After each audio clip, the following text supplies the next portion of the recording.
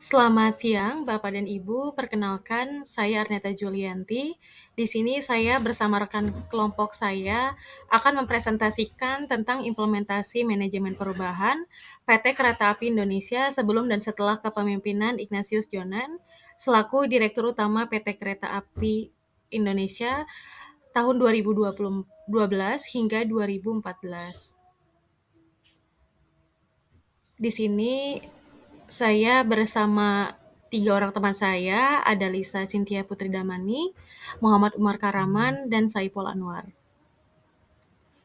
Yang pertama, saya akan menjelaskan tentang tantangan PT KAI sebelum Ignatius Jonan menjabat pada tahun 2012. Yang pertama, ada tantangan dari segi pelayanan, yaitu tingginya tingkat keterlambatan kereta api. Yang kedua, fasilitas kereta api kurang terawat. Dan yang ketiga, layanan pelanggan berupa sistem informasi tidak memadai. Yang kedua, dari kinerja operasional, kesulitan dalam manajemen keuangan, kapasitas angkutan kereta api terbatas, serta infrastruktur yang terbatas, mulai dari kerusakan dan kurangnya pemeliharaan. Yang ketiga, ada persepsi publik tentang PT KAI Indonesia ini sebagai sarana transportasi yang tidak efisien dan tidak nyaman. Yang kedua, ada keamanan yang kurang karena sejumlah insiden kecelakaan kereta.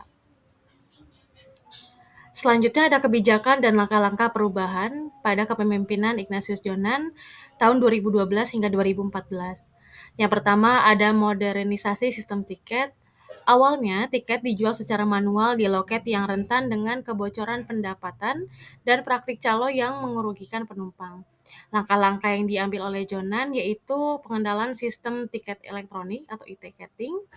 Yang kedua, automated ticket vending machine. Yang ketiga, etiketing yang dilengkapi integrasi sistem.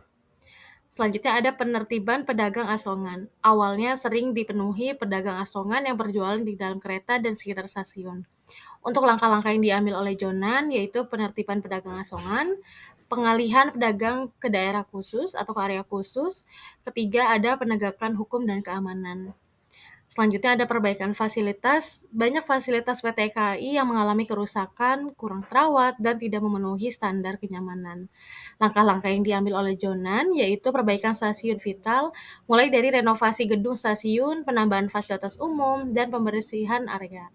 Kedua, ada mengupgrade armada kereta dengan membeli kereta api baru dan meremajakan armada yang sudah ada.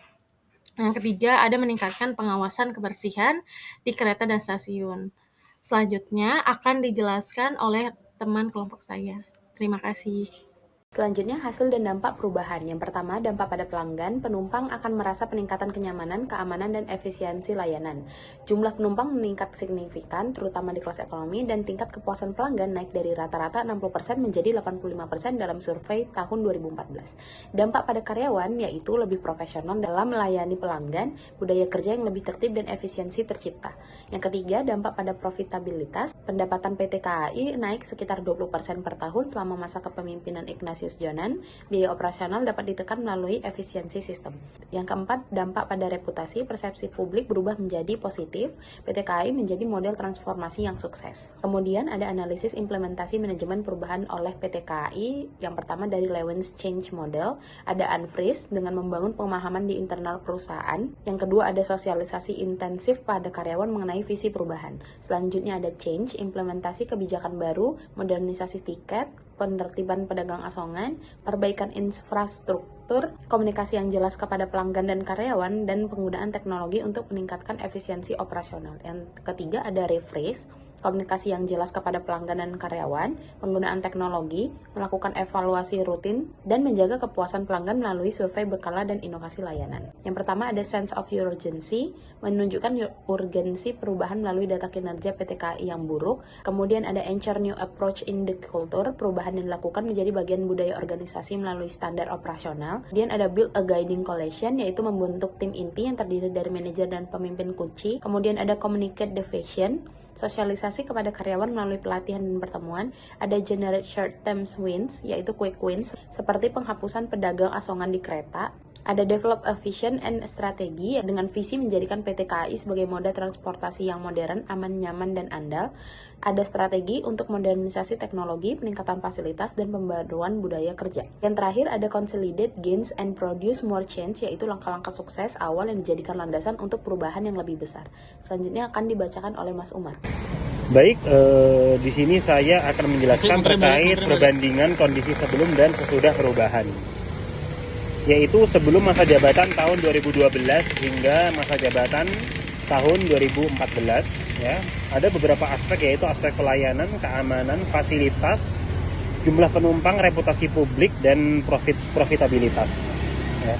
Ada beberapa hambatan dan solusi, yaitu terkait resistensi pedagang asongan. Ya, Pak Ignatius Jonan menawarkan kerjasama dengan pemerintah daerah untuk memberikan alternatif mata pencaharian, ya, perubahan budaya kerja, ya, mengintegrasikan budaya kerja baru secara bertahap dengan pelibatan seluruh pihak.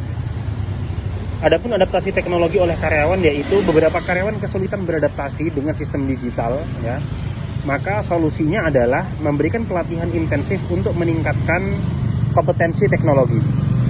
Anggaran yang terbatas, yaitu optimalisasi anggaran melalui efisiensi operasional dan kerjasama dengan investor. Evaluasi manajemen perubahan di PT KAI, yaitu keberhasilan perubahan, ya, peningkatan infrastruktur seperti kebersihan kereta, toilet, dan ruang tunggu di stasiun berhasil meningkatkan kepuasan pelanggan. Dampak pada reputasi perusahaan, yaitu persepsi publik terhadap PT KAI membaik, ya, dibuktikan dengan kenaikan jumlah penumpang dan ulasan positif dari masyarakat. Penguatan budaya organisasi, karyawan melalui mengadopsi pendekatan kerja berbasis teknologi untuk meningkatkan produktivitas. Kinerja keuangan yang meningkat, efisiensi operasional juga mengurangi biaya yang tidak perlu, seperti biaya pengelolaan sistem manual yang sebelumnya membebani perusahaan. Selanjutnya akan dilanjutkan oleh rekan saya. Oke, terima kasih. Selanjutnya yaitu tantangan dan kelemahan. Ketergantungan pada kepemimpinan Ignatius Jonan. Yang pertama, perubahan besar yang terjadi sangat dipengaruhi oleh kepemimpinan Jonan. Setelah masa jabatan berakhir, ada risiko perubahan tersebut tidak dapat dilanjutkan oleh kepemimpinan baru karena jika pemimpin yang baru itu tidak melanjutkan visi yang sama. Resistensi awal, penolakan dari pedagang asongan dan sebagai karyawan lama terhadap kebijakan baru menunjukkan adanya resistensi terhadap perubahan. Keterbatasan anggaran, beberapa proyek infrastruktur yang direncanakan membutuhkan dana besar sehingga dalam implementasi tidak sepenuhnya berjalan sesuai dengan jadwal. Yang ketiga yaitu dampak perubahan pada berbagai pihak. Bagi pelanggan, positifnya peningkatan kenyamanan, keamanan, dan efisiensi membuat PT KAI menjadi pilihan utama bagi masyarakat. Negatifnya pada awal implementasi beberapa pelanggan merasa kesulitan menyesuaikan diri dengan sistem elektronik. Selanjutnya, sebagai karyawan, pelatihan meningkatkan kompetensi dan kepercayaan diri dalam menghadapi tuntutan baru. Negatifnya sebagai karyawan lama merasa tidak nyaman dengan perubahan budaya yang kerja yang lebih disiplin. Selanjutnya, yaitu pembelajaran dari implementasi perubahan, strategi yang efektif, quick wins seperti penerapan etiketing dan penghapusan pedagang asongan memberikan dampak langsung yang membangun kepercayaan publik terhadap perubahan. Yang selanjutnya yaitu rekomendasi untuk masa depan, penguatan keberlanjutan perubahan, membentuk tim khusus untuk memastikan implementasi perubahan terus berjalan meskipun terjadi pergantian kepemimpinan. Peningkatan inovasi digital, mengembangkan aplikasi berbasis teknologi seperti AI untuk membantu penumpang memesan tiket, melacak jadwal kereta, dan memberikan informasi real time. Selanjutnya yaitu perluasan program edukasi berkelanjutan kepada pelanggan untuk memahami sistem baru seperti etiketing dan layanan digital lainnya. Peningkatan komunikasi publik, memperkuat komunikasi yang transparan kepada pelanggan melalui berbagai media untuk menjelaskan manfaat perubahan. Demikian presentasi kelompok dari kami tentang PT KAI Kepemimpinan Ignatius Jonan. Terima kasih. Wassalamualaikum warahmatullahi wabarakatuh.